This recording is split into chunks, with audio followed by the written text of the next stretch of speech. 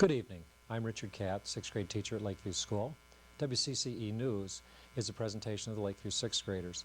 The students researched and wrote the stories, which were then edited by their teachers, Kelly Chapman, John Erickson, and myself.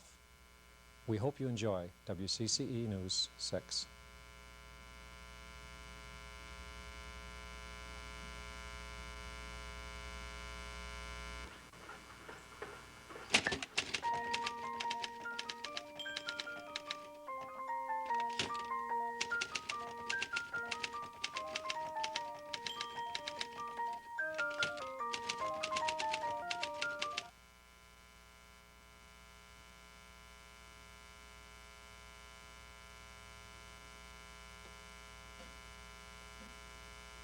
Good evening, this is WCCE News 6. I'm Brian Lindsay. And I'm Tiffany Nyman with the news for today, 1992-93. In today's lead story, hurricanes are called 100-year storms because they strike with such force that for many years the meteorologists believed that they could not occur more than once a century. However, the past 3 years have seen both Hurricane Hugo, which struck the shores of South Carolina in 1989, and Hurricane Andrew, which struck southern Florida on August 24th of this year.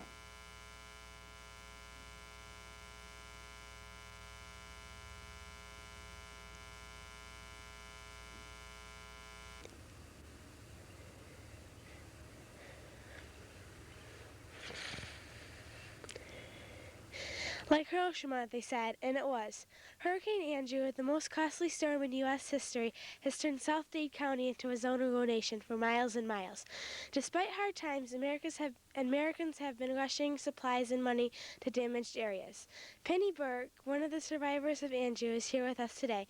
Penny, could you describe the wreckage? You could hardly find anything. Find the neighborhood, and you couldn't find the street. Find the street, and you couldn't find the house. Find the house, and all that was left was a pile of debris. We've got new wallpaper, but no walls. I told the neighbors not to bother knocking because what would they knock on? It wasn't just couches, roofs, and cars that Hurricane Andrew blew away. It wiped out the futures of many families that were not well insured. How did you make an inventory of your last possessions? It was very hard. You may feel that you can visualize everything you own, but just try this. Just try to write down what's in your closet and in every drawer, in your kitchen, in your bedroom, and your living room. You forget, and then there's the attic, the garage, the kids' room. Thank you, Miss Burke, for that story.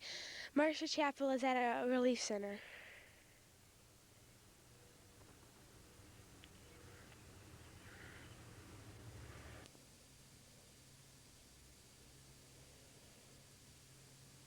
Marcia Chapel is another victim of Andrew's wrath. Miss Chapel, I hear that your mother sensed that something bad was going to happen. Yes, she did, and I listened. When my mom gets a feeling like that, we always listen. Last time she sensed something like that, she sensed that my brother would be killed. The next day, he was shot 5 times and died. How have the people here reacted after the storm? Looting was a scary and dangerous problem. People have been forced to arm themselves with knives and guns and to protect themselves with the few possessions they still have. Victims even said signs saying, "You loot, we shoot," and "Looters beware." How can people do this to others that lost so much? Thank you, Miss Chapel. Now we go to Dade County meteorologist Emily Smith.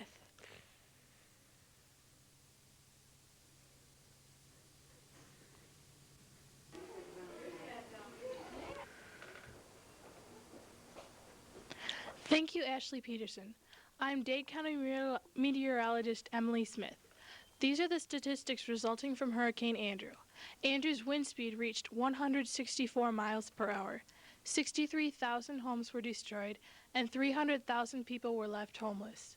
33 people died. Still, with up to $20 billion in losses and 86,000 people out of work, it would take years for victims to recover. Spokesman said $7.3 billion worth of insurance was given out. Scientists say that a hurricane's energy is equal to dozens of atomic bombs going off every second. We go to special reporter Missy Paul in Dade County.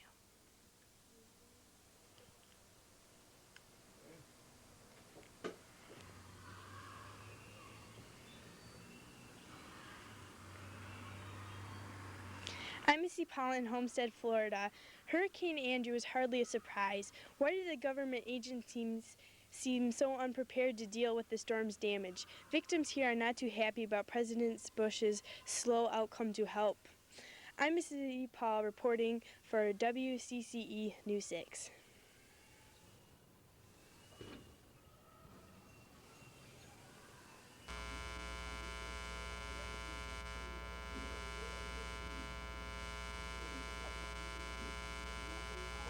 In Lucasville, Ohio, at the maximum security Southern Ohio Correctional Facility, prison inmates filed out into the yard and freed their 5 remaining hostages to end an 11-day uprising that left at least 8 people dead.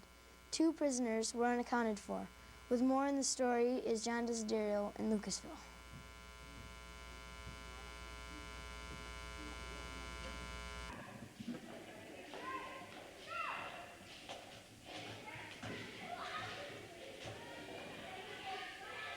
This is John Desiderio reporting to you from Lucasville, Ohio, where a riot at the Southern Ohio Correctional Facility prison occurred.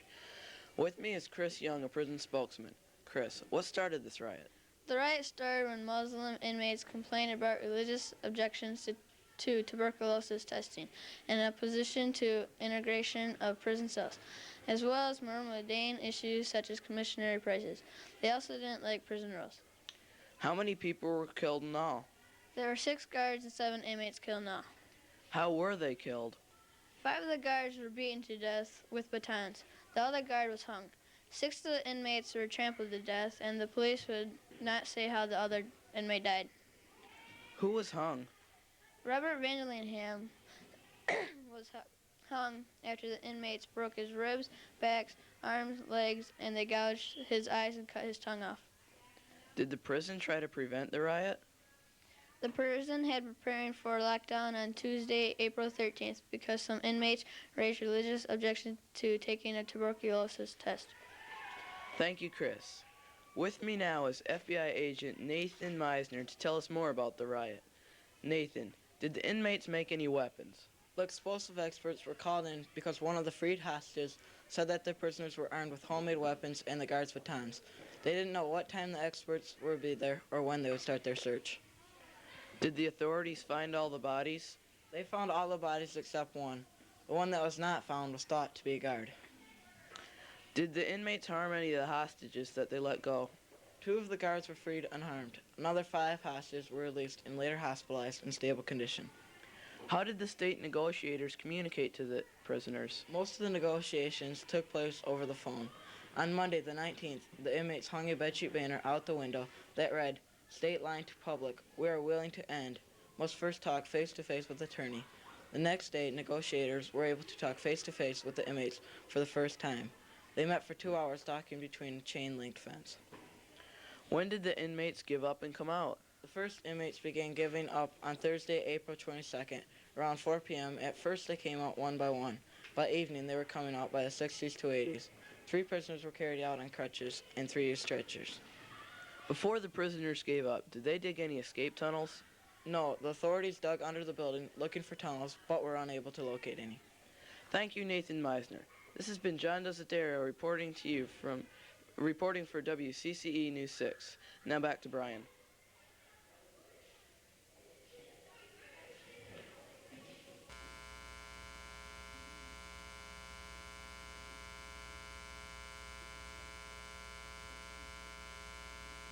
The cost of education, a resistance to taxes in general and property taxes in particular, has caused distress in 2 Michigan communities this spring. In Kalkaska, due to a $1.5 million shortfall and a voter-rejected millage increase, the schools were forced to close their doors 2 months early. 4 years ago, Kalkaska school officials slashed programs to the bone and shortened each day by an hour. This time, the decision was made to run complete programs until the money ran out. On March 24th, the 1992-93 school year in Kalkaska came to an end. In a related story in Ludington, Andrea Wolf reports.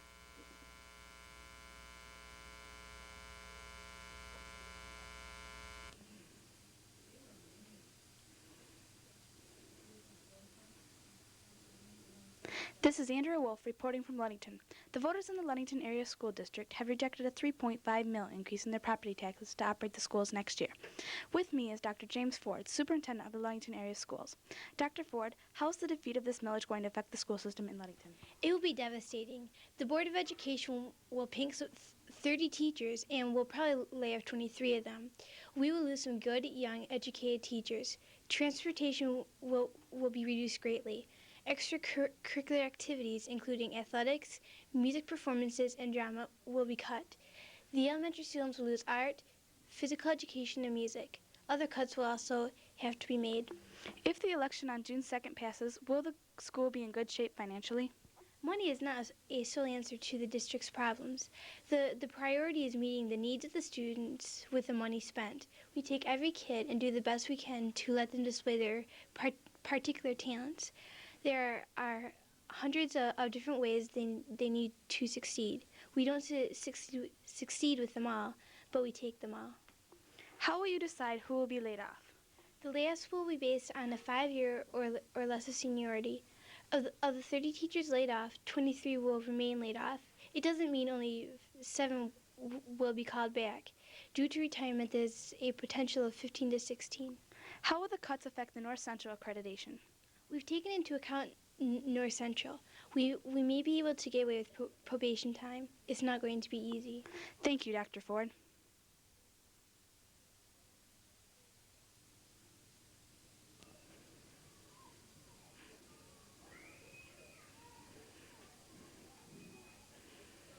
Becky Anderson is a teacher in Ludington schools who will be facing layoff. Ms. Anderson, were you expecting to be laid off? Yes, I have been expecting it. I've only worked in the system for 3 years.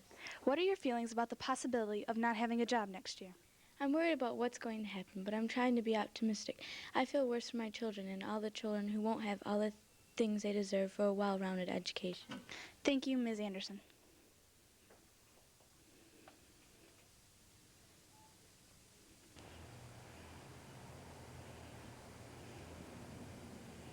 Courtney Sherman is a voter opposed to the millage increase in Ludington. Ms. Sherman, why do you believe the millage election should be defeated? As a taxpayer of 40 years, I've helped to build these schools that this community has been using for the last 12 years. I'm about as disgusted as I can get. If they no longer have the money, cut the spending, cut the waste. Do you think that the children should be informed about the consequences if the millage were to fail? This millage is an adult matter, and in no way should this be discussed with any student at any level. Also, I would like the school board to justify their cutting any elementary programs. Do they have to pick on the youngest group of children to prove their point? The students of Ludington will not have the opportunity to take many classes and activities that they will need to be successful in college and in their careers. Can the community afford not to provide these in the school? Ludington taxpayers didn't have to give these kids a swimming pool, tennis courts, plus 101 other things. The schools did nothing to earn these things. They were given to them to use from our tax dollars, and they better not forget it. Thank you, Ms. Sherman. The Ludington schools have 2 more opportunities to receive the money they need for operation next year. The June 2nd state proposal, shifting some of the tax burden to a 2% sales tax increase, or if that should fail, another request on June 14th for the $3.5 million that was just rejected. Reporting from Ludington for WCCE News 6, I'm Andrea Wolf. Back to you, Tiffany.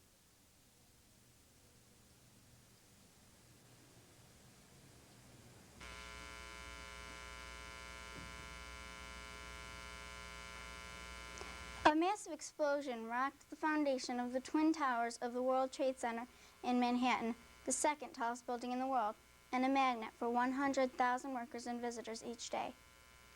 The bomb was intended to cause maximum destruction to the infrastructure of the building and the commuter networks below. The fact that the explosion, which killed 5 people and injured more than 1,000, turned out to be the work of terrorists is a sharp reminder that the world is still a dangerous place and that these dangers can come home. With more on the story, Christian Eckley reports from New York City.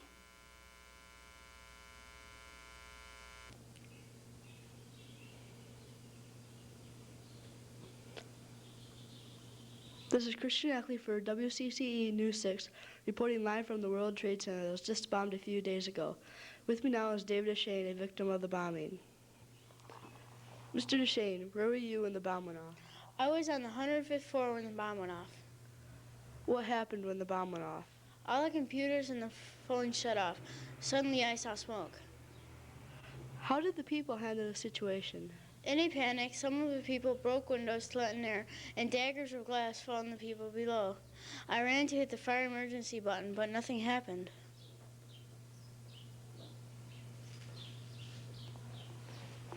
Let's go now to a live interview with Jordan Racy of the New Jersey Bomb Squad.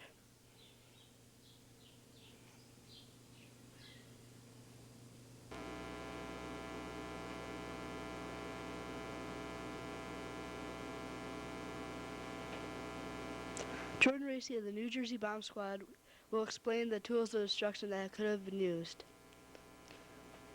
What is one possible substance that could have been used to blow up the Trade Center? Semtex. It's a yellowish plastic explosive. It's also about 1/3 more powerful than an equivalent amount of TNT. It has a texture like putty, so it can be molded into almost any shape. It's easy to transport and won't go off without a detonator. What are the other possibilities that could have been used to blow up the Trade Center? C4. C4 is an odorless clay-like explosive used by NATO armies and mining companies. When ignited, it sends out shockwaves at 26,400 feet per second. Another possibility might be ammonium nitrate. It's a strong candidate because we found traces of it, and when it's mixed with diesel fuel, it has an explosion speed of 3,600 feet per second. It would be easy to make a car bomb with it. Sheikh Omar Abdul Rahman of Egypt has just been arrested in connection with the bombing of the World Trade Center. Sheikh Rahman met with me earlier in his Jersey City apartment to discuss, among other things, religion and the United States government efforts to deport him. Let's look now at the previously taped interview.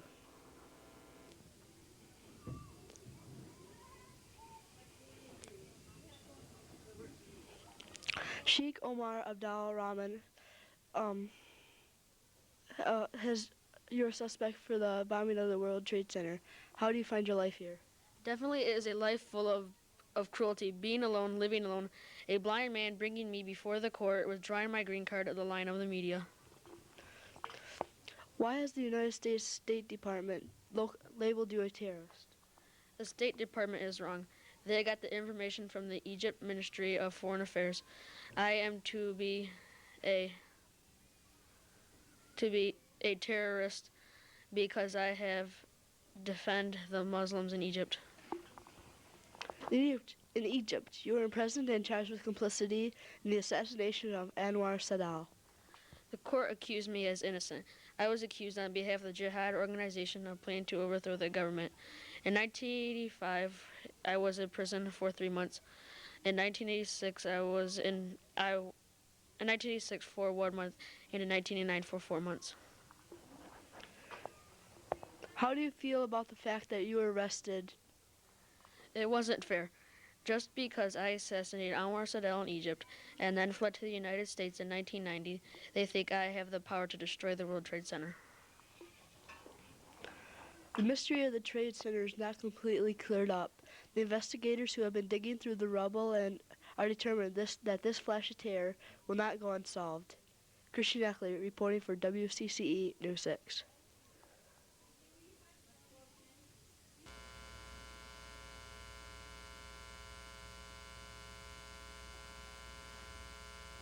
Governor Bill Clinton of Arkansas has been elected 42nd President of the United States. Mr. Clinton won 43% of the popular vote. Incumbent President George Bush received 38%. Businessman H. Ross Perot garnered 19%. Tim Sleeman is with President Bush.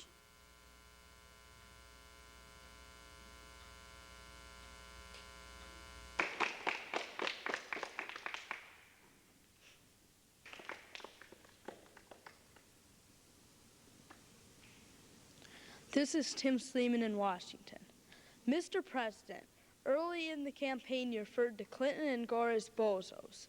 What do you think now that they've won the election? People have spoken, and I respect the majesty of the democratic system. Mr. Clinton did a great job campaigning, and I respect that. What do you see as the biggest challenge to the new president? Reduction of the federal deficit will be the most important mission for the new administration, but with a Democratic Congress, he should have a least difficult time accomplishing this than I did. Thank you, Mr. President. Now for the newly elected President of the United States, Mr. Bill Clinton. Mr. Clinton, how do you feel about the outcome of the election? As I've told the American people, we want our future back, and I intend to give it to you. We are all in this together, and we will rise or fall together. Did you think it would be a three-man race, or would one candidate fall? I don't know. This was a strange year. There are many Americans out there who won't listen to anyone who holds an elected office. Do you plan to increase the role of women and minorities in the cabinet? I want to find the best qualified people. The Justice Department, for instance, needs to be aware of the ever-expanding role of women in society. That might be a good place to begin. The rights of all Americans must be vigorously safeguarded. Thank you, President-elect Clinton. Congratulations on your victory and good luck in your term in office. From Washington, D.C. at election headquarters, this is Tim Sleeman for WCCE News 6.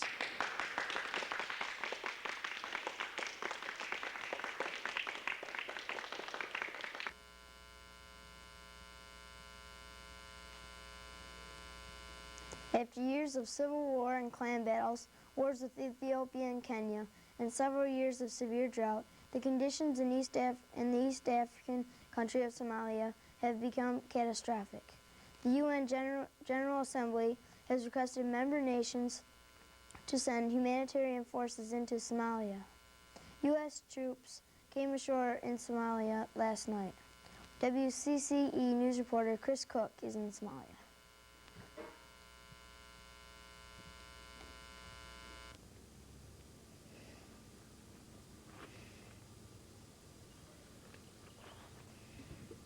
I'm Chris Cook, reporting live in Somalia. The situation here in Mogadishu is not looking good. The people are starving to death. The water they drink is polluted. They are so dehydrated that they are dying by the hundreds daily. Jeremiah Pfeffer is a Somalian nomad shepherd. Mr. Pfeffer, have you seen the situation as bad as it is now? A few years ago, we were able to live. Then all the warring groups of Ethiopia and Somalia started fighting with each other. Then the situation got really bad. What problems have you witnessed? Drivers hired by relief agents often cut deals with merchants or gunmen and split off to drop their loads at private warehouses controlled by warring clans. Have your people been receiving the food and relief supplies sent by the United Nations? The food that arrives is usually stolen by roving gangs of Ethiopia and Somalia. The food is then, they steal the food, then they take it to private warehouses and sell it to buy weapons. Most people still starve. Thank you, Jeremiah. General Colin Powell, the chairman of the Joint Chief of Staff of the United States Military, is just beginning a press conference in Washington, D.C. We now go to Washington.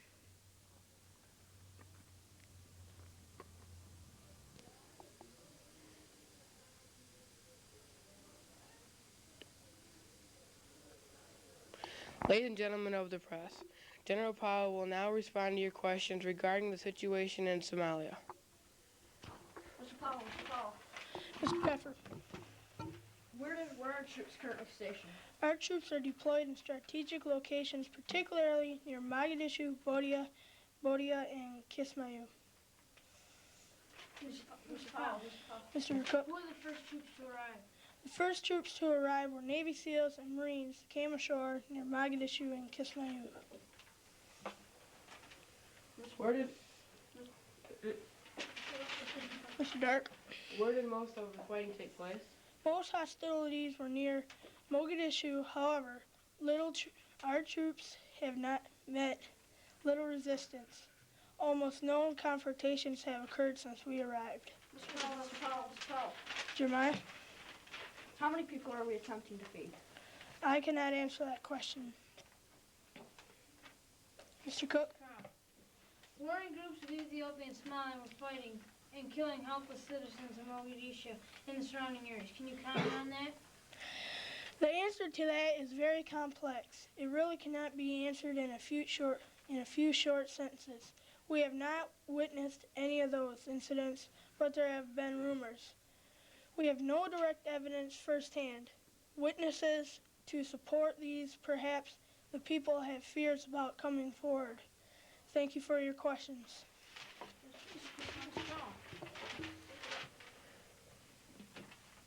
The United Nations has committed troops to Somalia as a humanitarian task force with the widespread starvation and the terrorism of different warring clans. Will the troops be forced to become a more aggressive peacekeeping force?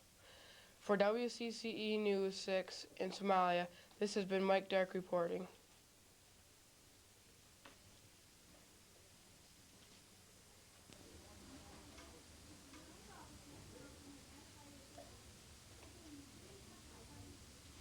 In Ludington, Michigan, a newborn baby was found hanging head down between two garbage bags in a dumpster behind Ludington High School. The baby girl is alive thanks to the quick action of two Ludington teenagers. Michael Nelson and Jerome Galvis heard the baby cry as they were walking by the dumpster on their way to play basketball in the high school gym. They quickly summoned Franklin Elementary head custodian Ed Harwood, who administered first aid. Tammy Pelletier is in Ludington.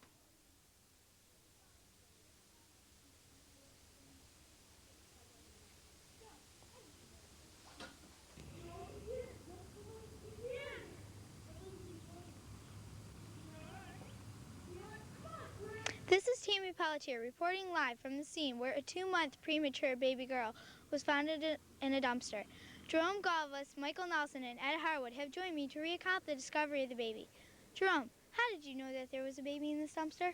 Mike Nelson and I were walking behind the high school shop, waiting for open gym to start. We heard something crying. Mike thought it was a rat. When we looked into the dumpster, we saw the baby hanging upside down. How did you react when you saw the baby hanging upside down? We were shocked. When we saw little feet and toes wiggling, we ran to notify the police, but then we saw Mr. Harwood. Mr. Harwood, what was your response when the two 13-year-olds, Jerome Galvis and Michael Nelson, came running up to you with this news? I was shocked and I didn't know what to think, but their faces showed me that they were serious. As we were running towards the dumpster, I was barking orders to Mike and Jerome to get clean towels. I sent a high school helper to call the police. What did you do when you saw the baby hanging upside down between the two garbage bags? I jumped in at that time. There was very weak sound at first, then no sound. I grabbed the feet and rubbed them on, rubbed them. Then I got a response. I was afraid to pick the baby up because I didn't want anybody to see anything bad. I pulled her up slowly and everything was okay, but the right side of her head was a little flat like she had been dropped. She started responding, so I wrapped her up slowly and held her to me. How did the baby look at this particular time? The umbilical cord was still attached to the baby, and it appeared that she had not been cleaned after birth, but to me she looked perfect. The good Lord wanted the baby to live. What did you do when the baby became responsive? Officers Craig and Weston came and we jumped into the police car. Thank you, Mr. Harwood.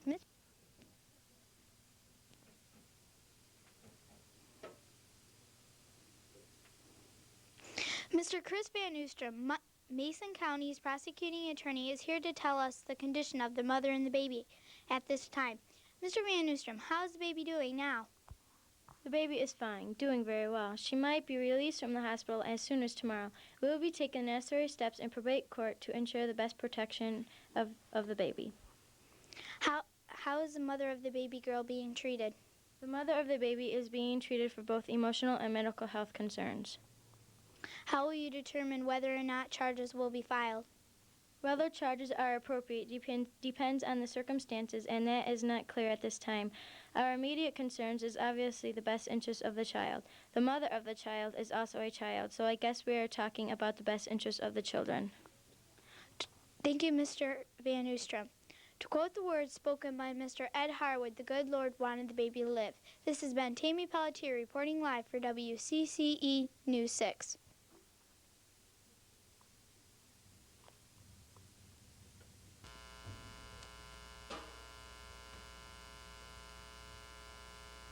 In Ludington, Michigan, a young fisherman, while riding his bicycle on the break wall, lost his balance and fell. Michael Dark, 12, of Ludington, sustained a broken leg. Doctors have stated he will probably be in a cast for 6 to 8 weeks.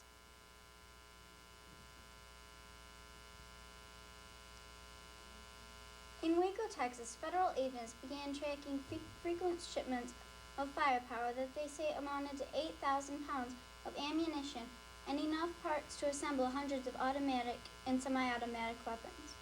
Some time ago, a package addressed to the compound split open before it could be delivered by the United States Parcel Service. The contents, hand grenades.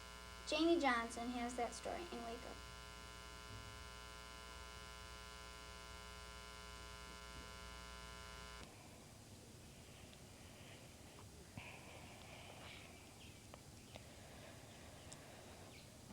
Thank you, Tiffany. The Waco cult is a product of an apocalyptic theology refined over decades by a succession of zealous but nonviolent splinter groups. It was finally seized by a charismatic and combustible leader, David Koresh. With me is Lynn Adams. Could you tell us about David Koresh? David Koresh is a high school dropout, a rock musician, a polygamist, and a preacher. How did he convince others to follow him? He had one message: if the Bible is true, then I'm Christ. It was enough to draw more than 100 people to join his armed fortress near Waco, Texas. Did anyone attempt to leave the compound? If anyone tried to leave the compound, they would be threatened or locked up. He might take their children away. He turned families against themselves. Thank you, Lynn Adams. Now,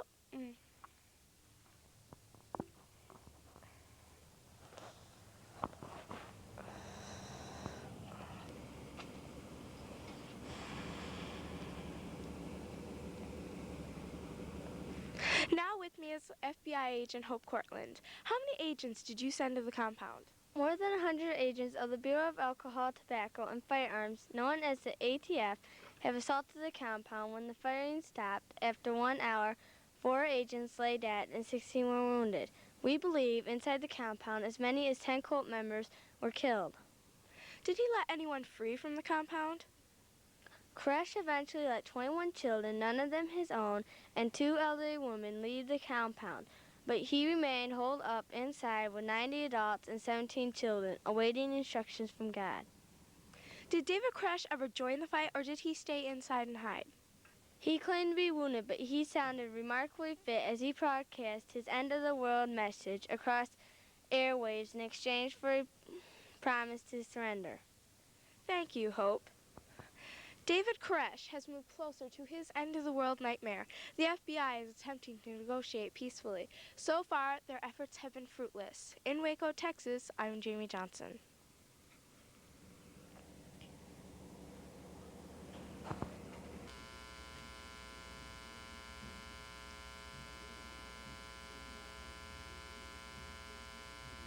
Black tennis star Arthur Ashe, who was the Wimbledon champion of 1975, died of complications from the AIDS virus.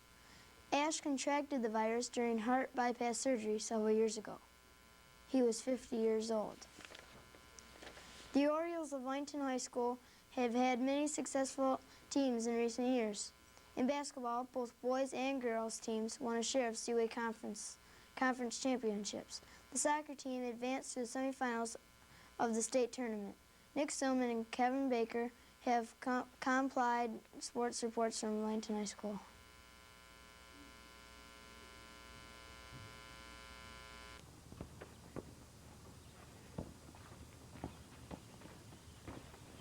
The Ludington High School soccer team completed a banner season by reaching the semifinals of Michigan High School state tournaments. After being edged by Spring Lake for the championship in the Seaway Conference, the Orioles rode together during upending Spring Lake in the districts during their tournament run. A powerful team from St. Joseph defeated coach Fred Horseman's Orioles 4-2. The Orioles, 17 wins, 4 losses, 2 ties. The most successful record completed in LHS history. This is Nick Silman reporting for WCCE News, Channel 6.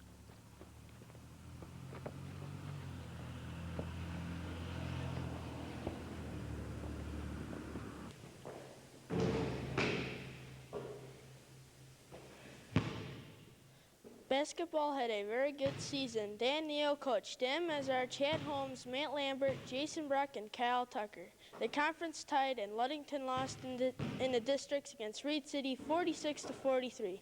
Muskegon Heights went further than Ludington, even though Chad Holmes, tallest on the team at 6 foot 8 inches, was moved up from junior varsity to varsity. Kevin Baker reporting for WCCE Channel 6 News.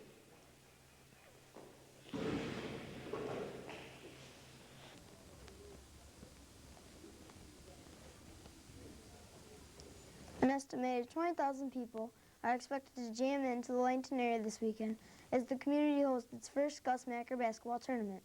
More than 4,500 players on 1,135 teams will be competing. It will start on July 24th with 3-on-3 teams at Ludington Beach. Jason St. John is in Ludington.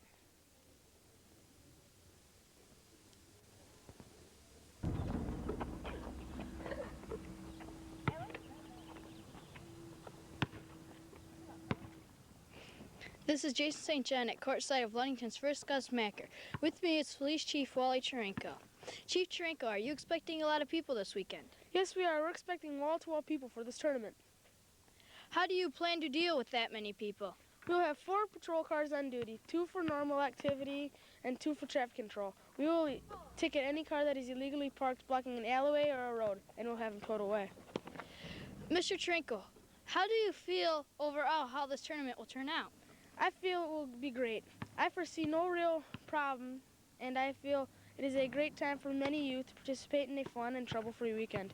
And I also think it's a great time for Ludington to be recognized for the great city it is.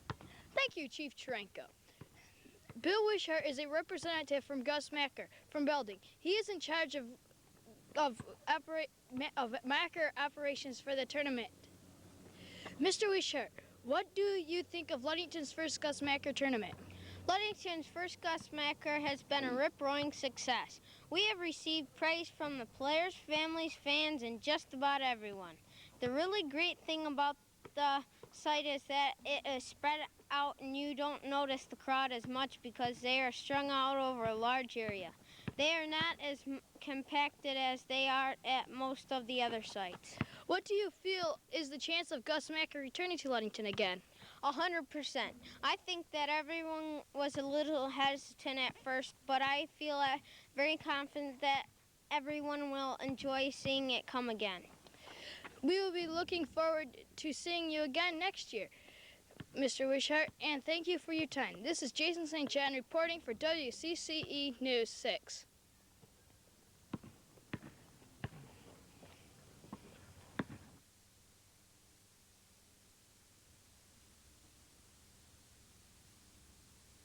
Of course, New Year's Day brings us college football games. John Jensen has the scores to update us on the Hall of Fame, the Blockbuster, the Fiesta, the Cotton, the Orange, and the Rose Bowls. Here's John Jensen. Hi, I'm John Jensen with the New Year's Day Bowl scores. The Hall of Fame Bowl at Tampa, Florida, Tennessee 38, Boston College 23. Cotton Bowl at Orlando, Florida, Georgia 21, Ohio State 14. Blockbuster Bowl at Fort Lauderdale, Florida, Stanford 24, Penn State 3. Fiesta Bowl at Tempe, Arizona, Syracuse 26, Colorado 22. Rose Bowl at Pasadena, California, Michigan 38, Washington 31. Orange Bowl at Miami, Florida, Florida State 27, Nebraska 14. This is John Jensen for WCCE Channel 6 News.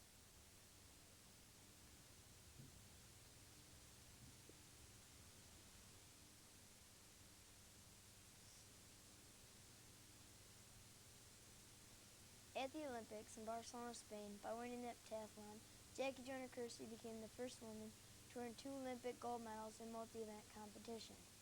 Carl Lewis won a gold in the long jump for the 3rd consecutive Olympics, with world record holder Mike Powell silver and Joe Green bronze, completing the U.S. sweep. 16-year-old Jennifer Capriati of the U.S. captured the women's tennis gold medal by defeating Germany's Steffi Graf. In basketball, the Dream Team, including players Michael Jordan, Charles Barkley, Patrick Ewing, and David Robinson, defeated Croatia 103-70.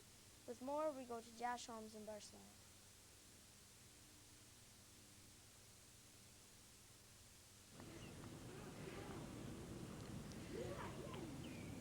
I'm here with Magic Johnson. Magic, several months ago you diagnosed with the HIV virus, which leads to AIDS. Did the HIV virus affect the way you played? No, I was fine in the games. Magic, do you think Isaiah Thomas should have made the Dream Team? We're all good, but there's only a certain amount of players that can play. That's the way the team got picked. Isaiah certainly could have played with us, though. Do you plan on playing in the NBA next year? Right now I'm planning on playing in the NBA because the guys on the Olympics are supporting me, and I feel confident that I can return to the Lakers. This has been Josh Holmes reporting for WCCE News. Now back to Brian.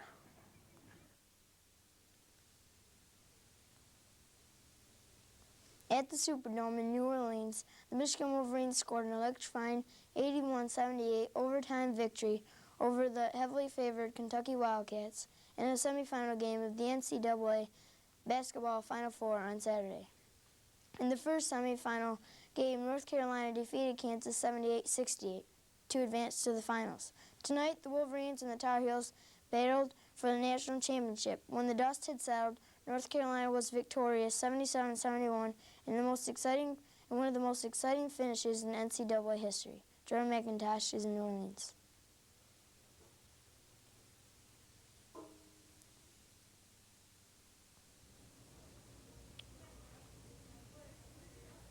I'm Jordan McIntosh with Jalen Rose. I'm with Jalen Rose of the Michigan Wolverines just outside the locker room. Jalen, how do you feel about your teammate Chris Webber calling timeout when they had no timeouts left?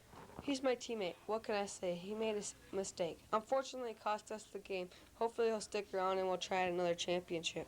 How do you feel about losing the game? It's something you never want to relive. We felt we worked hard to get to this point in the season. It seemed like the whole world was going to fall on our shoulders. I'm Jordan McIntosh from Channel 6 News.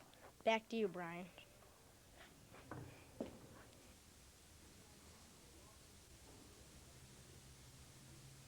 Rookie sensation 7'1" Shaquille O'Neal is the odds-on favorite for Rookie of the Year. The Orlando Magic chose 20-year-old O'Neal as its first-round draft pick. Jordan McIntosh has a story from Orlando.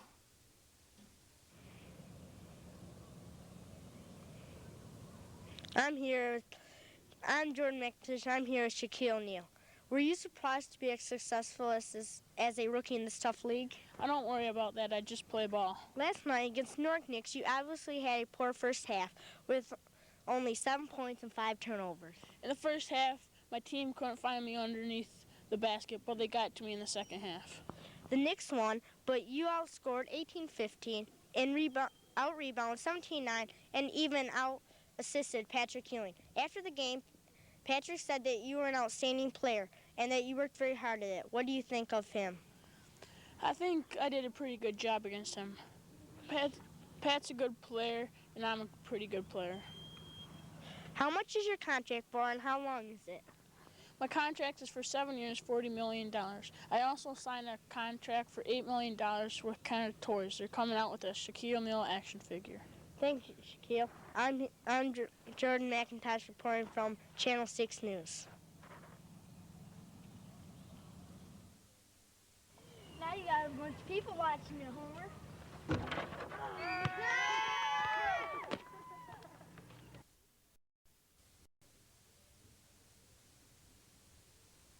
Bosnia-Herzegovina, in the former Yugoslavia, which once was a prosperous and progressive nation, is now in the midst of a bloody civil war. Detention camps are filled with the sick, injured, and dying. Starvation runs rampant. Katie Florida has more from Sarajevo.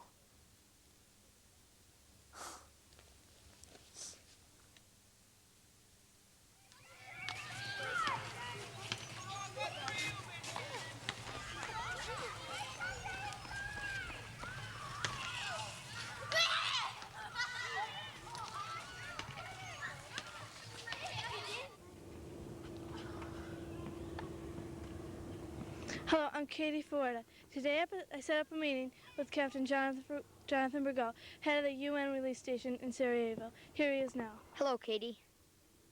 Captain, do you think that U.S. relief flights help the people of Bosnia? The relief flights really don't help much. There are an estimated 100,000 people that are still starving. The people who do get to the food are often shot by the Serbs. Many people think the airdrops are just a cover-up for the U.S. to go into Bosnia and take over. Many Bosnians fire at the relief flights and blame it on the Serbs to get the U.S. involved. The flights fly at 10,000 feet. This means the food might reach the land 3 miles away from its target, missing the starving people completely. Thank you, Captain. When we think of Bosnia, we think of Sarajevo. But people here say that the worst fighting is in small towns and villages. I visited the town of Bosniak Brod and saw a doctor haul off a MiG jet and with a privately owned T-55 tank. His hospital has become a favorite target of the enemy. Commanding UN General Felipe Morlin made a heroic stand in the besieged town of Srebrenica, saying he wouldn't leave until help arrived. He has been criticized in the past for being eccentric. One UN official called him a loose cannon and said he needed to be reined in. He has been even accused of hobnobbing with Serbian chief Ratko Mladic, dubbed the Butcher of Sarajevo. General, what was your reaction to the criticism surrounding you? I think that any human being that sees this terrible war might act a little strange, but that was nothing to do with my military skills. General, when and how do you think this war will end? I think this war will go on for years, much like the Vietnam War, and Yugoslavia will never be the same. Thank you, General Moreland. Yesterday, I met a visiting associate, Professor Jenny Snyder. She is a specialist in politics, science, and Eastern European politics. Professor Snyder, what do you think the outcome of this war might be? I think we're looking at another Vietnam, Katie. These people are plainly murdering each other. We must intervene in this war unless we want the Baltics to fall apart. What is the answer here? Is there something you feel the world should be doing to stop the bloodshed? I would warn the other nations against getting involved. Yugoslavia is almost custom designed to frustrate any peacekeeping force. The terrain here is mountainous, perfect for ambushes. Many of the fighters here had fathers and grandfathers that fought for 4 years and tied down 30 Axis divisions during World War II. They know how to cause a stalling, long, bloody engagement. I feel other nations should arm the Bosnian regulars and let them fight it out. Arm them and then stay away. Thank you, Professor Snyder. As you can see, the events here are chaotic and controversial. There are no clear answers, and meanwhile, the bloodshed continues.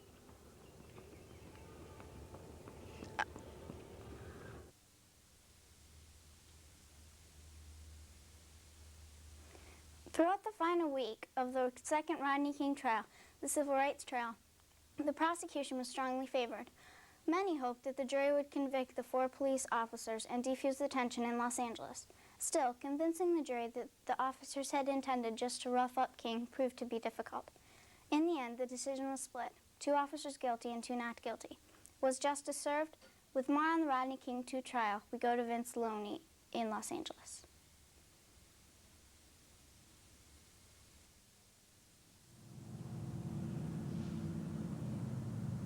This is Vince Loney reporting live from the courthouse in Los Angeles, where 2 of the 4 police officers accused of beating Rodney King had just been found guilty and 2 not guilty. With me now is one of the jurors from the Rodney King trial. Did the police have the authority to beat Rodney King like they did? Police officers are just like regular people. You can't expect police officers to be good guys all the time. Then again, you can't assume they are bad guys either. How thoroughly did you go through the videotape of the Rodney King beating? We went through the video forward and backwards, frame by frame, fast motion, slow motion, and regular motion. What did you base your verdict on? We spent 6 weeks listening to 61 witnesses and studying more than 100 exhibits, but I think the tape basically speaks for itself. I would have to say that is what convicted the 2 officers. Sean Rasmussen is FBI's top agent for Los Angeles. He joins us now to provide his view on the verdict which has been handed down. Mr. Rasmussen, how do you feel that justice has been served? I feel that the jury did the best possible job they could do. The strength of due process in the law is to settle disputes like the King case in the court, not in the streets. I believe that is what was done. What do you feel made the difference in the second Rodney King trial? I feel that the biggest difference is that Rodney King himself took the stand. It was emotion rather than substance that his testimony provided. He spoke softly and just to the T. He turned out not to be the monster he had been portrayed as in the state case. Do you agree with the jurors that the videotape was what their decision was based on? The videotape wasn't the whole story. In the first trial, prosecutors assumed the video would do their jobs for them. In this trial, civilian bystanders vividly described the beating. A police expert testified that the use of force went way over the line. Do you think that last year's riot played a part in the jurors' decision?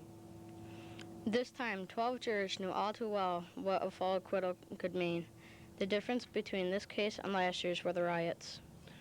The 2 police officers convicted of the beating are now facing 10 years in jail and over $250,000 fines. This has been Vince Loney.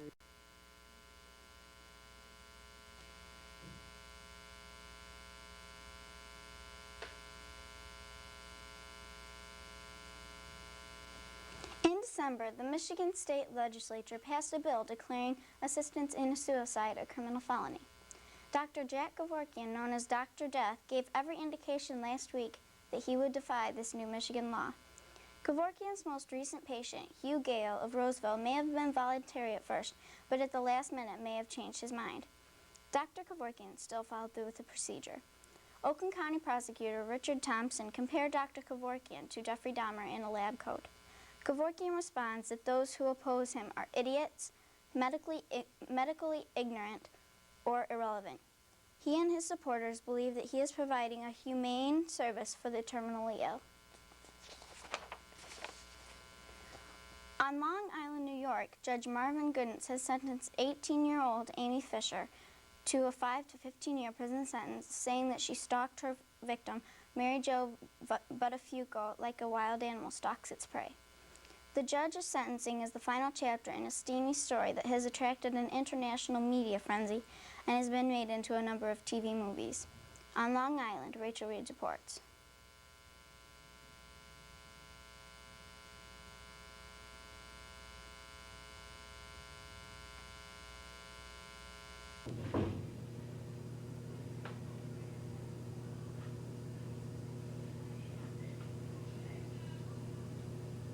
This is Rachel Reed reporting for WCCE News 6. With me from her prison cell is Amy Fisher, the 18-year-old who has been convicted of shooting the wife of the man she loved. Amy, how did you and 38-year-old Joey Buttafuoco first meet? I went with my mom and dad into the Complete Auto Body Repair shop in Baldwin to get our car fixed. That's where I first met Joey. I knew immediately that I loved him, and I could tell that he liked me too. 21-year-old Stephen Sleeman was involved with your attempt to kill Mary Jo Buttafuoco. Amy, how did you involve him? I told Stephen that I would do anything to see Mrs. Buttafuoco die because I wanted Joey for myself. He's the one I loved. Then I asked him to kill Mary Jo for me. Amy, you have stated that Joey Buttafuoco convinced you to kill his wife, and he even provided you with the gun.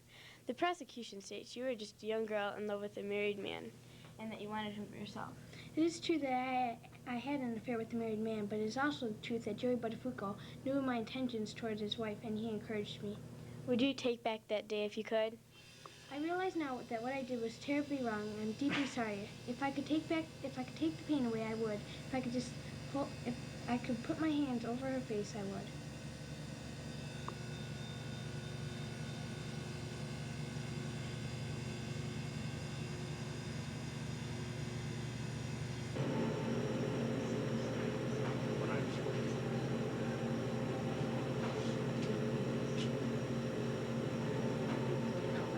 Stephen Sleevan is a suburban chef who first met Amy last summer. Stephen, how did you react when Amy asked you to kill Mary Jo Buttafuoco? I thought that it was all a joke. After all, I had only known her for about 5 months. Did you have a rifle in your car, and did you and Amy stake out at the Buttafuoco's house for more than 2 months, as the prosecution claims? That is true. I never really took it seriously. I just wanted Amy's company. Can you tell me what happened when you and Amy approached the Buttafuoco's door? It was the day after Halloween. Amy posed as a candy peddler and knocked on Mary Jo's door. She came to the door, and then I freaked. I ran back to the car. Amy was yelling and screaming at me, telling me that I was a chicken. Do you think Amy deserves 15 years in prison? I know that she says she's sorry, but I don't agree with what she said to Mary Jo. If somebody tried to take my life away, I wouldn't accept any apologies either. Thank you, Mr. Sleeman.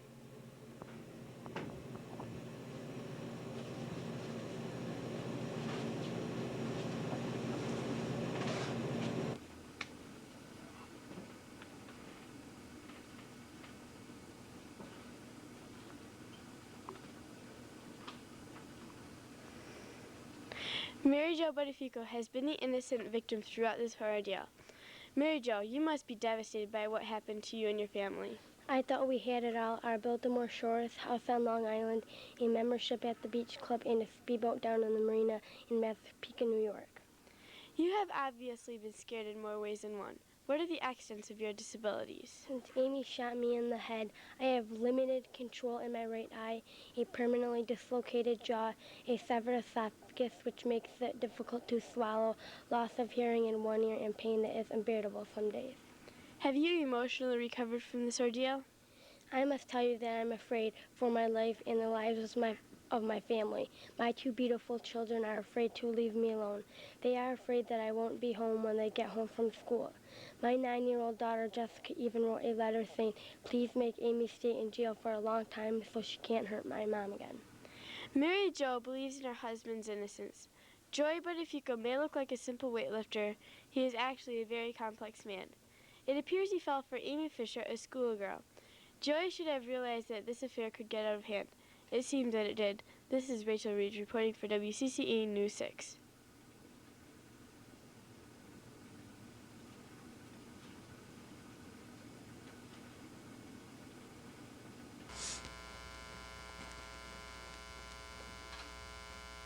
The worst fire in Mason County history has left the community stunned. In early morning hours of March 14th, fire swept through an apartment on North James Street in Ludington, taking the lives of 8 children and 1 adult. The victims of 2 upstairs apartments when the fire engulfed the 5-unit apartment house. 2 people escaped, including the husband, father of 4 of the victims. He was hospitalized with burns. The children appeared to have died in their sleep. Kevin Griffiths has more on the story.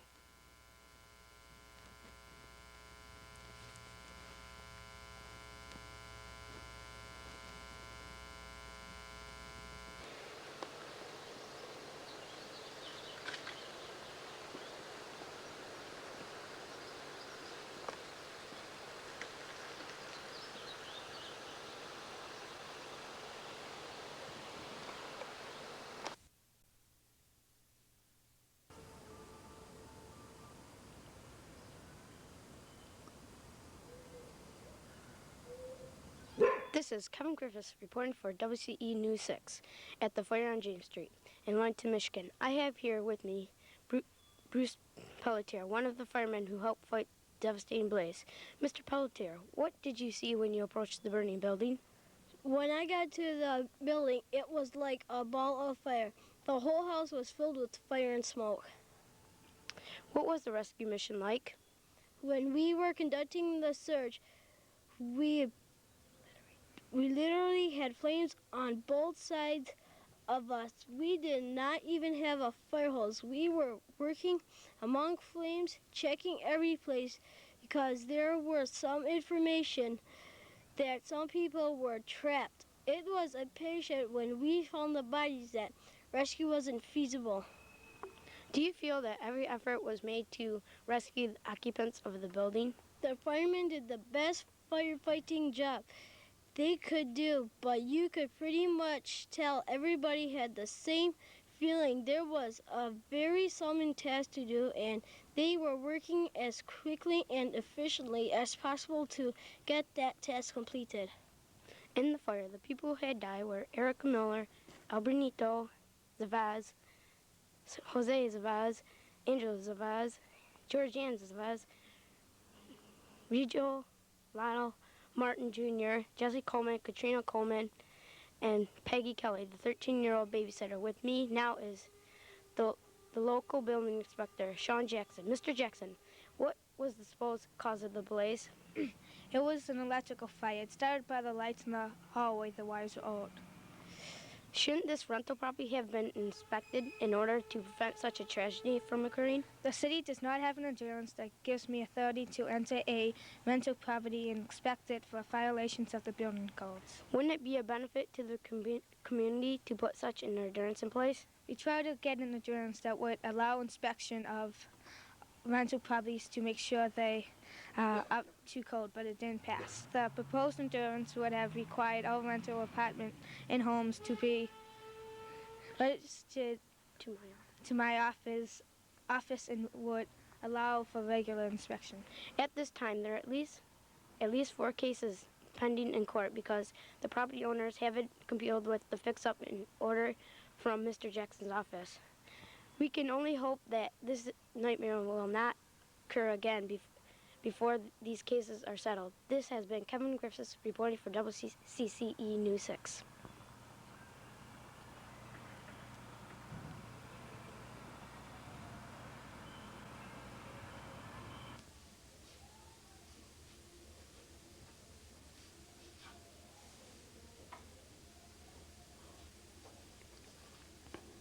In December, the president restated his determination to lift the ban on gays in the military. The Joint Chiefs of Staff, who in December threatened to resign en masse if the president forced the issue of gays upon them, have expressed their continued opposition in a 2-hour meeting with Secretary of Defense Les Aspin.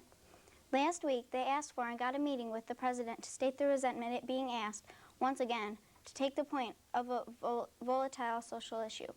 We go to Laura Soroka in Washington, D.C.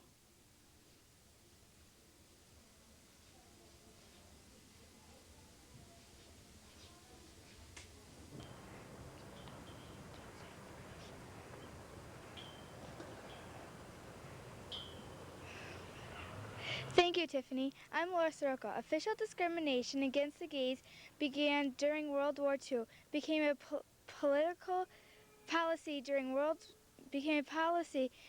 1950s and reached its epilogue in terms of investigation, which Hunton administrates representation during the 1980s. Chasing homosexuals out of the military service costs the Pentagon about $27 million annually. The estimate is most certainly low, and it doesn't reflect the cost of human careers, disrupted lives, and widespread fears of gay bashing. With me is Katrina Davis, a corporal in the Army. Katrina, a friend of yours was found to be a lesbian and expelled from the military. How do you feel about this? I understand that homosexual itself is forbidden and that the Uniform Code of Military Justice makes all forms of gay sex forbidden and a criminal felony. These regulations are, however, enforced unevenly and to some extent arbitrarily. I believe this is what happened. What do you mean they are enforced unevenly? For example, if 2 men were caught kissing, they would be told to stop. And if 2 women were caught kissing, they would be expelled. And that is why women are expelled 10 times as often as men. Being a gay rights activist, how do you feel about this and the way the government is handling it? Gay rights activists have been fighting these policies for years. Their primary weapon has been the law, and bit by bit, in a series of lawsuits, they have forced the Pentagon to retreat from its long-standing innocence that homosexuality is a threat to the discipline and the national security. Thank you. Keith Manhole is a petty officer in the U.S. Navy. In May, he announced his public to being a homosexual. In August, he was discharged from the Navy. His mother is here with us now. Mrs. Mainhold, how do you feel about your son announcing his homosexuality on national TV and his ability to speak and bring others out of their shells to try to prove something to the nation? My son is staking his career and reputation to prove a political point. What is the point he's trying to make? That gays are just as loyal and just as competent as straights, and they deserve equal treatment from the military. Thank you, Mrs. Mainhold. Other gays are fighting back as well and are proving new test cases for the gay rights movement, which sees Pentagon political as a prime target in the attitude of large society. General Colin Powell, chairman of the Joint Chiefs of Staff, disagree with the president lifting the ban on the gays in the military. Isn't this the same as racism in the 1940s? No, I disagree that there was any relation between the status of gays in 1993 and the status of blacks in 1948. Are you in favor of the ban? If you look up and down the chain of commands, you'll find the military leadership favor the ban. You will not going to find anyone in the leadership coming out in opposition of the ban. What, in your opinion, is the difference between sexual conduct and sexual orientation? Our hope is that the solution can be found. The military people may grit their teeth over, but that can at least end discrimination based on sexual orientation alone. Sexual conduct is another matter. In essence, that means the Joint Chiefs of Staffs are willing to scrape regulations banning the gays service But are they willing to support a change in the section of uniform code? Yes, gays will be tolerated as soldiers. In other words, as long as they keep their sex lives absolutely private, which isn't always easy in barracks.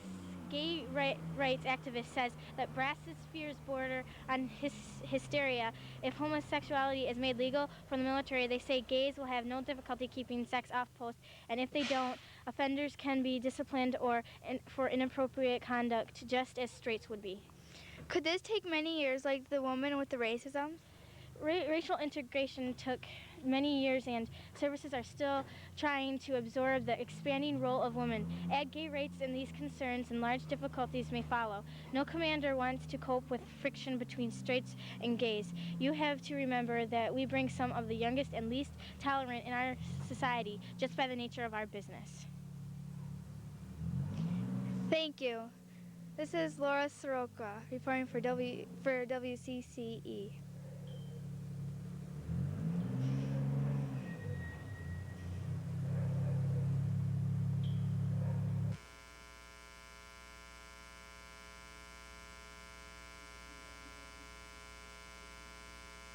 And that's the news for today, 1992-1993. I'm Brian Lindsay. And I'm Tiffany Nyman for Lakeview 6th grade and WCCE News 6. Good night.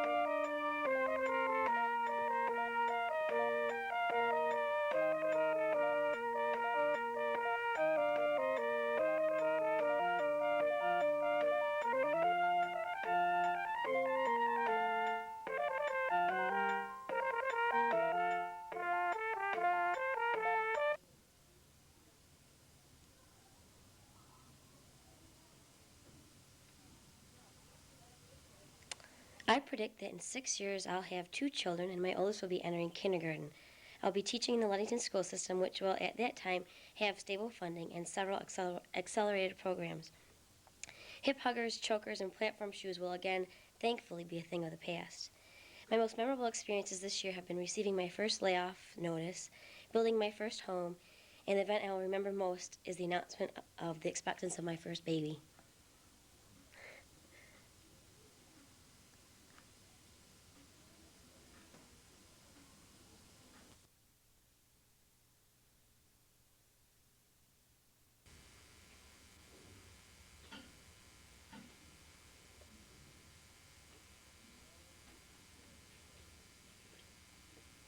My name's Lauren Knable, and I think my most memorable experience will be going to Detroit. And I think in the future they will have a mall and a restaurant, a new restaurant. My name is Katie Forda, and my most memorable event in 6th grade is making the subs. And my prediction for the future is there'll be many, many more creatures endangered. My name's Ashley Hugamo, and my most memorable experience is when I walked into the classroom and found out Miss Chapman was pregnant. And my prediction is that if we don't take care of the earth, then we're going to have to wear gas masks.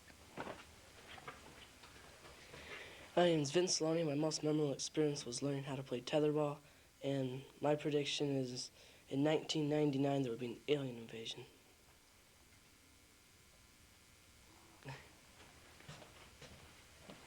Hi, my name is Jamie Johnson, and my most memorable moment in 6th grade is when I broke my tailbone and making subs.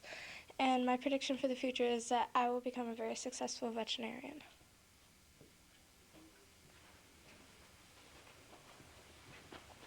My name is Nathan Meisner, and my most memorable moment in 6th grade was when Mrs. Chapman announced that she was pregnant. And I predict that the millage will pass sometime in the future, and some 6th graders in the school will go on sports scholarships.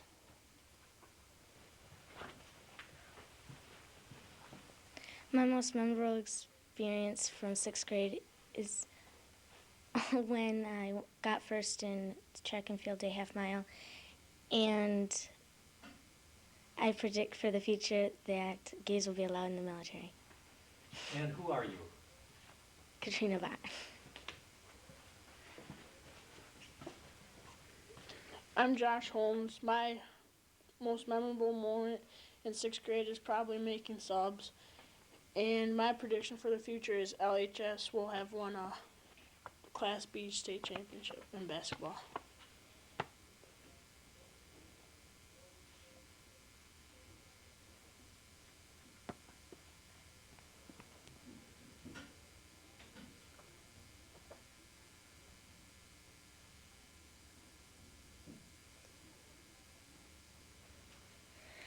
I'm Rachel Reeds, and my most memorable experience of 6th grade was working and planning for Detroit.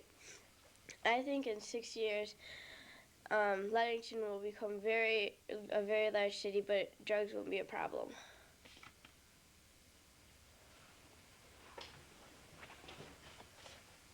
My name is Jarrett Barnard. I remember the news programs from 6th grade, and I predict there will be a cure for AIDS.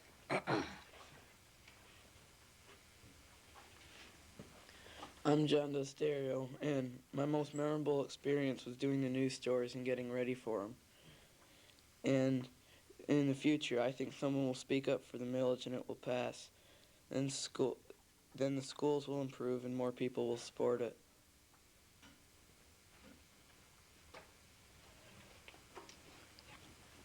My name's Stephanie Yak, and I'll probably remember the Detroit trip, and I think that the millage will pass in June.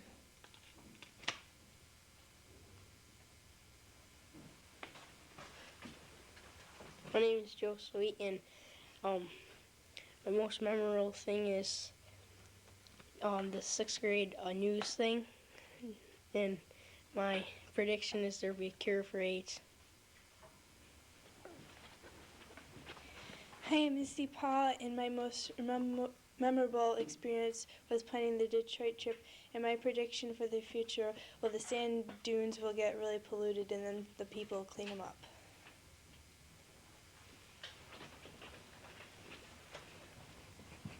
Hi, I'm Joe Rangel, and my most memorable moment in 6th grade was when we made submarine sandwiches for a couple of hours.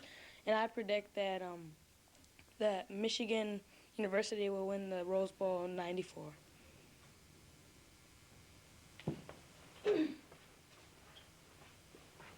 My name is Emily Smith, and my most memorable experience from 6th grade was field day. And I predict there will be at least 2 hurricanes hit the U.S. before I graduate from high school.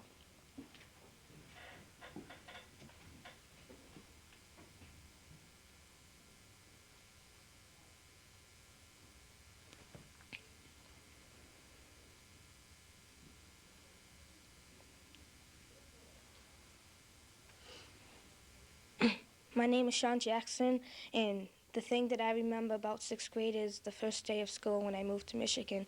And I predict that the Tigers are going to win the World Series in the year 1000.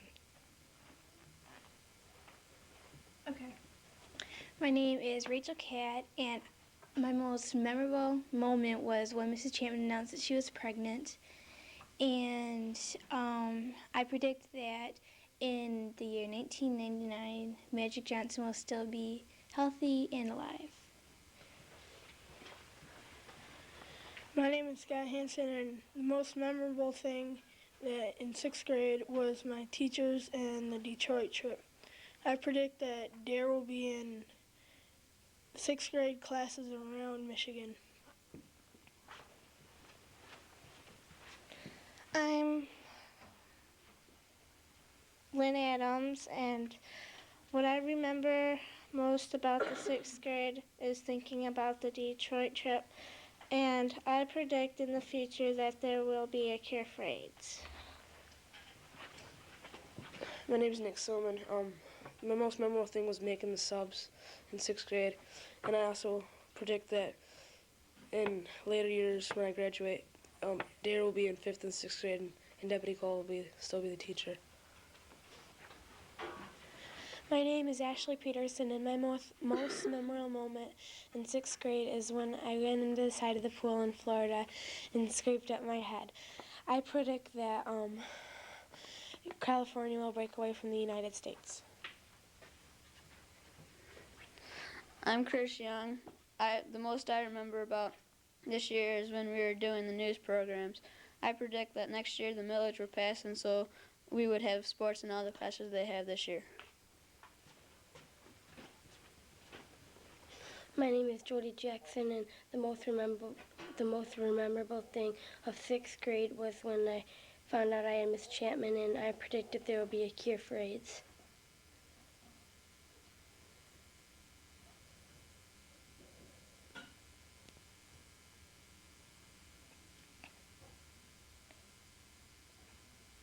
I'm Christine Fitch, and my most memorable experience from 6th grade is field day. My prediction is in the future that they'll make cars that run on water and don't pollute the air. I'm Jordan Racy. My most memorable moment in 6th grade was planning and messing around with the Detroit trip. And my prediction is that the Spartan car ferry will either be activated or scrapped. My name is Andrea Wolf. My most memorable moment in 6th grade was when Mrs. Chapman announced she was pregnant. I predict that all 3 car ferries will be running and going to 6 different places in Wisconsin.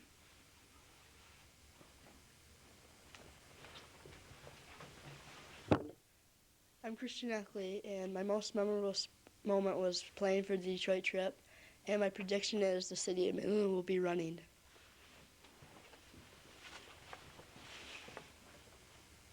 I'm Tammy Pelletier, and my most memorable moment is when I had a pretty swell teacher and I met a lot of nice new friends. I predict that in another 50 years that we'll be able to see people over the telephone.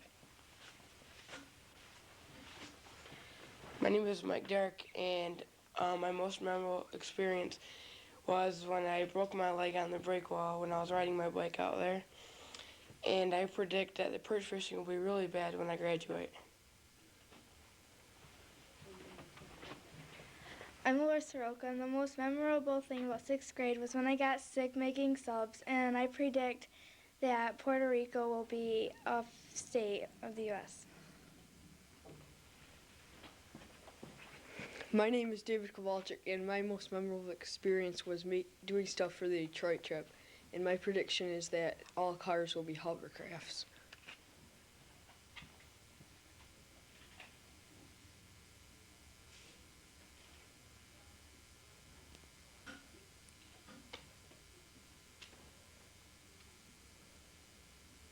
My name is Adam Bierman, and my most memorable moment of 6th grade was when I had my Twinkie birthday party. What I predict will happen in the future, that Layton will have a mini mall and a 7-Eleven.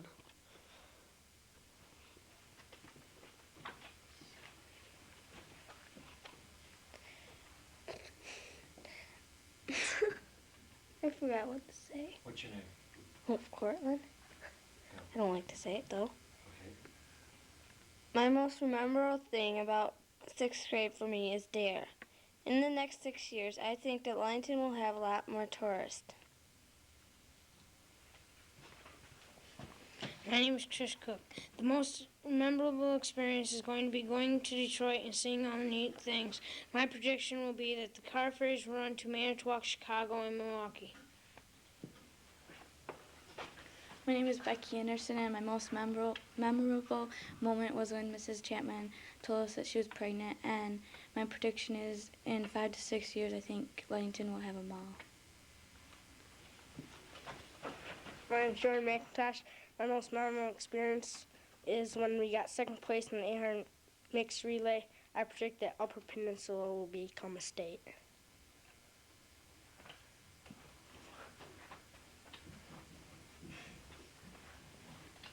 My name's Tiffany Nyman, and the best part of this year was all the nice teachers I had.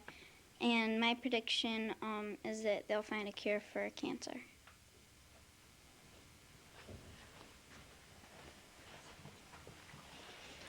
My name is Sean Rasmussen. My most memorable moment is when Miss Chapman told us she was pregnant. And I predict by the year 2000, people will be living in space stations. My name is Jenny Snyder. My most memorable time in 6th grade was getting ready for our Detroit trip. I predict that Clinton will not be president a second time.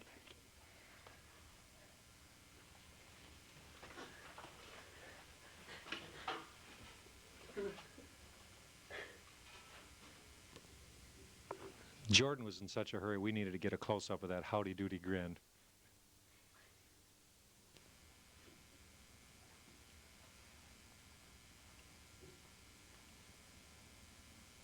My name is John Jensen, and my most memorable experience was when I was riding the four-wheeler with my best friend Kevin.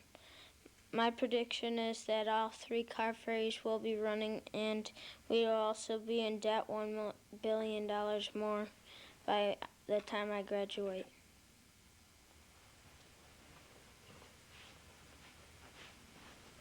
I'm Courtney Sherman, and my most memorable experience was being in the musical Clowns. And I predict that I will be by the time I graduate, I will go to a college and be a famous actress. I'm Jeremiah Pfeffer, and my most memorable experience was planned for the Detroit trip, and my prediction is that the Upper Peninsula will break off and be its own state.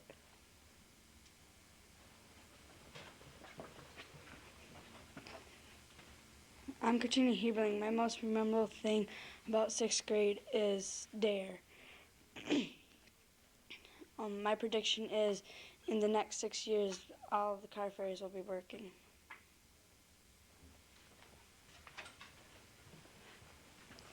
I'm Brian Lindsay, and the most memorable part in 6th grade was the time that we did our news stories. I predict Chris Webber will be one of the best players in the NBA.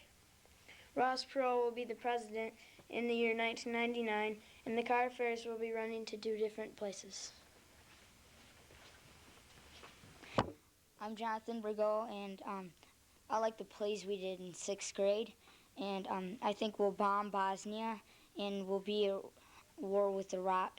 And I better be going to Kalamazoo College in 1999, or else.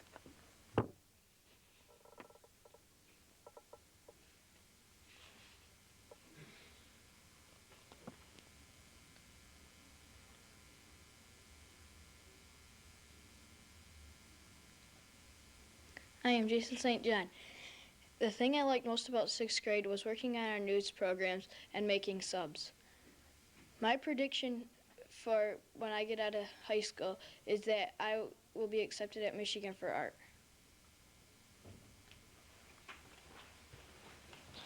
I am Kevin Baker. My most memorable experience in 6th grade will be making the subs. My prediction for the future is that I will be accepted at West Shore Community College. My name is Chad Long, and my most memorable experience is making subs and making our news program. And I predict that that we will trade with Cuba.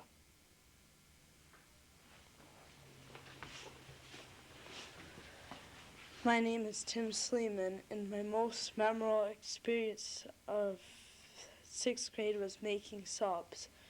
I think that there will be a vaccine for AIDS when I get out of high school. My name is Jerry Bates. My most memorable thing is DARE, and I predict that the students next year in the 6th grade will have fun with the news stories like we did.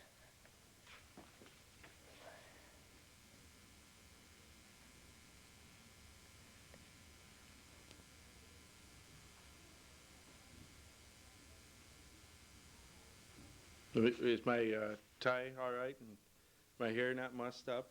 Okay. I'm John Erickson. Each year, I have predicted that in 6 years, I'll again have a full head of hair. This year, however, I've changed that. I've given up on that idea. Instead, I predict that in 6 years, hair loss will become a status symbol, a style of envy to most of the civilized world. Trust me, this is going to happen. Other predictions for 1999 include a huge push for world peace in the upcoming new century.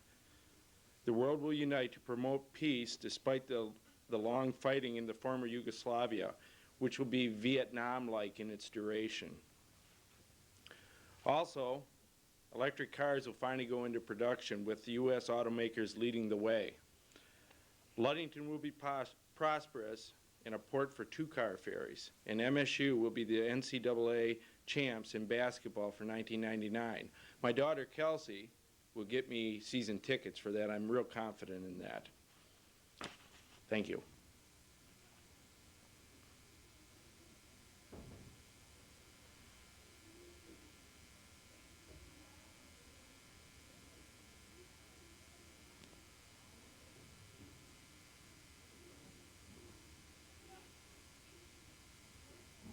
Well, we're nearing the end of WCCE News 6. I hope you've enjoyed our program.